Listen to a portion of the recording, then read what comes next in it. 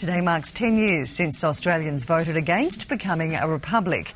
Then Prime Minister John Howard led the campaign for retaining the monarchy, while Malcolm Turnbull campaigned for a republic. But a decade later, it seems he's in no rush to put it back on the agenda.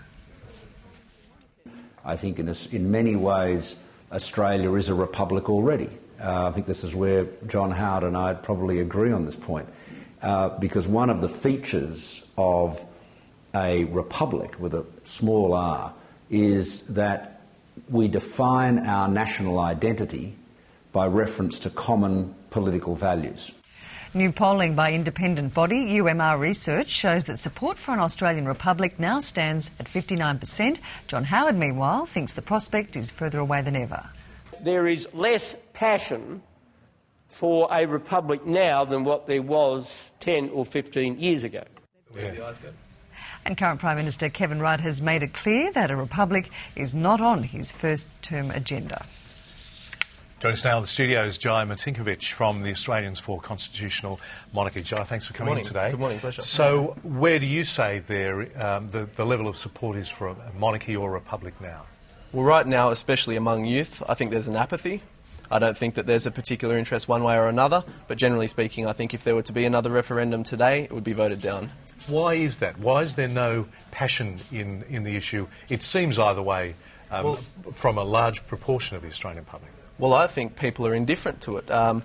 It's probably a lack of knowledge on the issue. That certainly was the case for myself during my whole period at schooling through to tertiary education.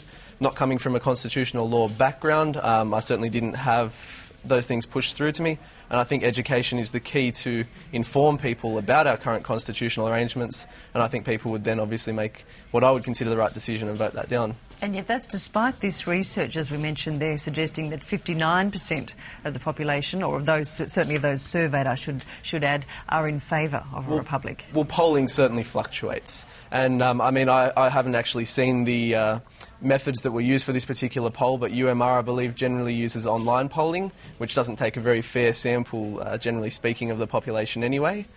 A support for a republic, fluctuates. If you look at trends generally since '99, it's generally a downward trend in support of that. So I wouldn't put too much emphasis on this poll at all. So what do you say, Jai, to people who basically put to you, well, as we mature as a nation, it's inevitable that we will become a republic, we will have our own identity? Well, I certainly don't think anything's inevitable. That's probably the first way to put that. I think it's a choice that's for the Australian people, and since '99 I haven't seen a model put forward that would unite Republicans any more that people would vote for it. Can I put this to you? In the youth, is there any support for the continuation of a monarchy? I think I think people who know about the topic will have a view one way or another. You'll have those who are in support and those who are against it. Amongst the general public, I believe there is an apathy.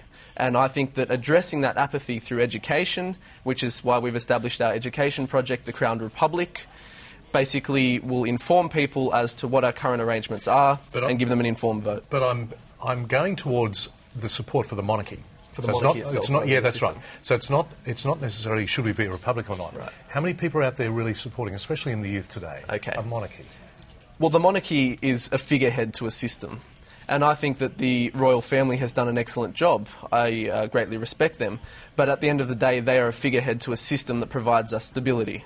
And I think that the costs associated with moving across to a republic, taking millions and millions of dollars away from more important things like hospitals and schools, is something that we certainly shouldn't be doing. So it's a cost issue, primarily? Well, it's a cost issue. It's the instability of the period that would follow if we were to try and... You can't just remove the word, associating the Crown with the Constitution. You'd have to rewrite the whole thing. There would be a huge period of constitutional instability. But the indifference can go either way, can't it? When you say there's indifference to a republic, you can also say, well, people are also apathetic towards the monarchy. That's why change doesn't occur. I would argue against that. I think there's actually a natural something instilled in us to want something like the monarchy. And I think that there's generally a respect for people, especially from people who were born here, people who have had people fight, for the country. And I think that people just generally wouldn't want to change the flag, even from that angle. How much do you think the support for a monarchy is tied in with Queen Elizabeth? And how will that change on the inevitable day that there'll be a King Charles or even King William?